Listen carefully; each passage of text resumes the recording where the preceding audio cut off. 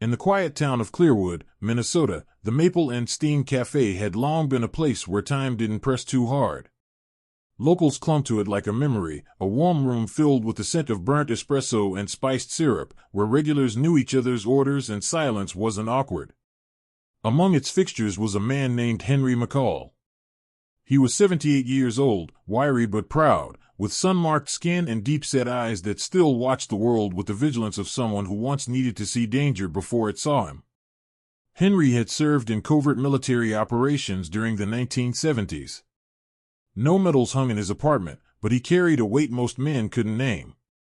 He never spoke of his years in the jungle or the cold rooms where secrets changed hands, only of Minnesota winters and old fishing spots. Every Sunday morning, without fail, he entered the cafe precisely at 8 a.m., took the third booth from the left window, and ordered black coffee with cornbread pancakes. No phone, no sugar, no interruptions.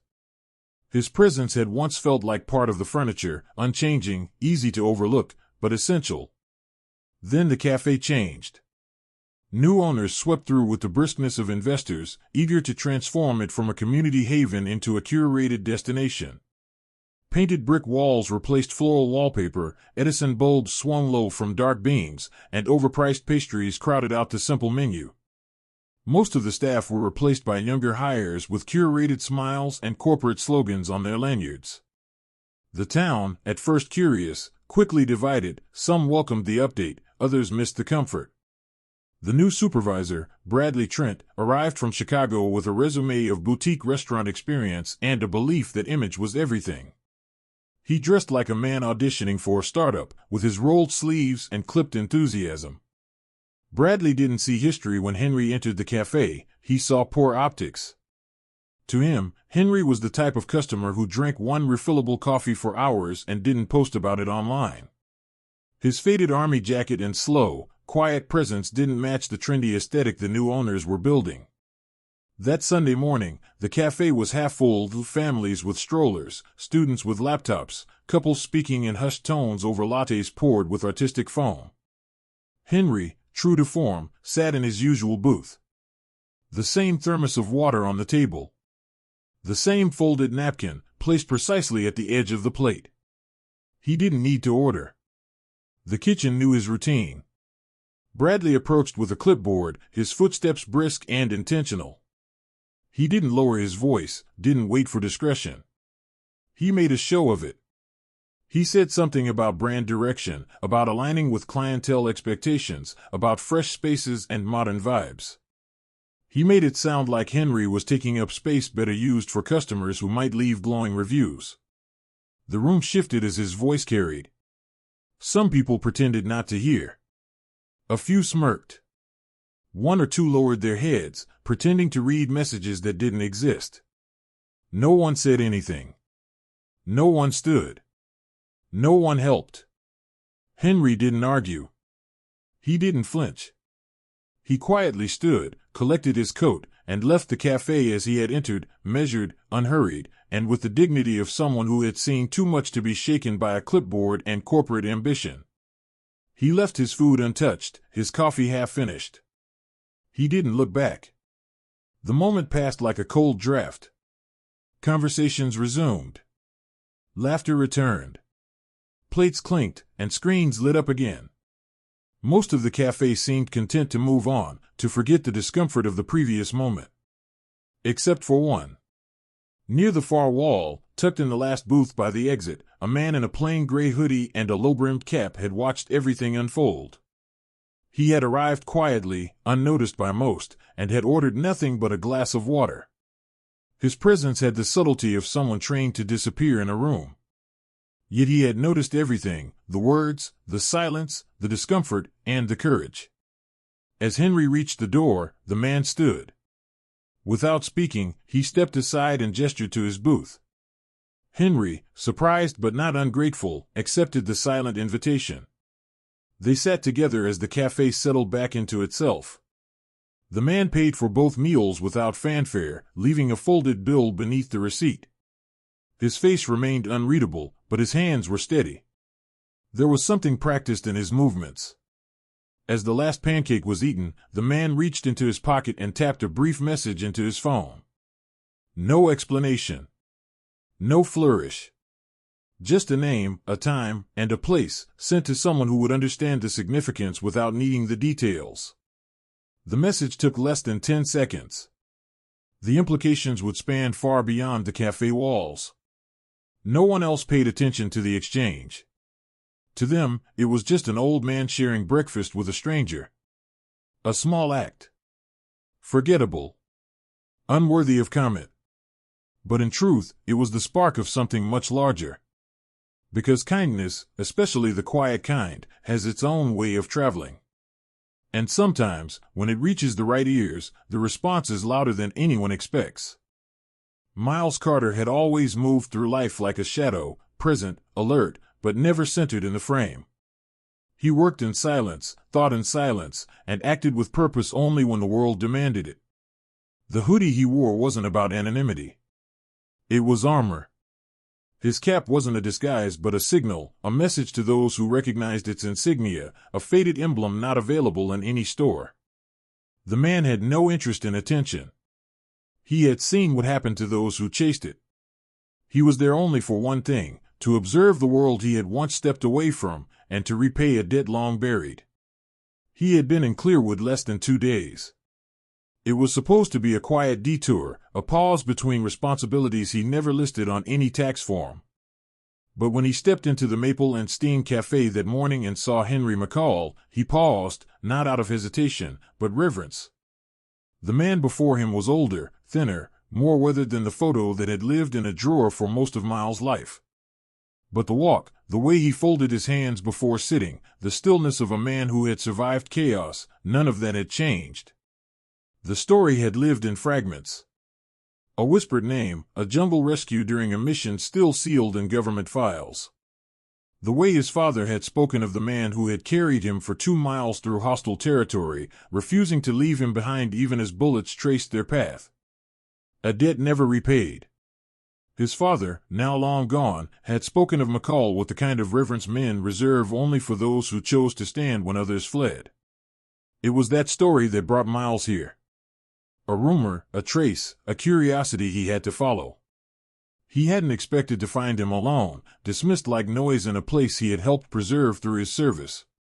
He hadn't expected to see him humiliated for being too still in a world that demanded spectacle. And yet, there he was, quietly removed like an unwanted fixture. Watching that moment, Miles made a decision without words.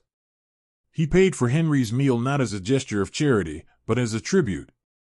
One soldier to another. One generation to the one that carried it forward. As Henry sat across from him, Miles ate sparingly. He listened. He didn't need words. The weight in Henry's shoulders, the slight stiffness of his fingers, the calm in his expression, it was all familiar. They didn't speak. They didn't have to. Sometimes, recognition doesn't require names. And when the last bite was gone, Miles took out his phone. Not to record, not to shame, not to broadcast. Just to notify. A simple message.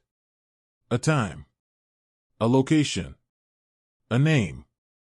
It wasn't a request. It wasn't a complaint. It was a key turned in a long locked door.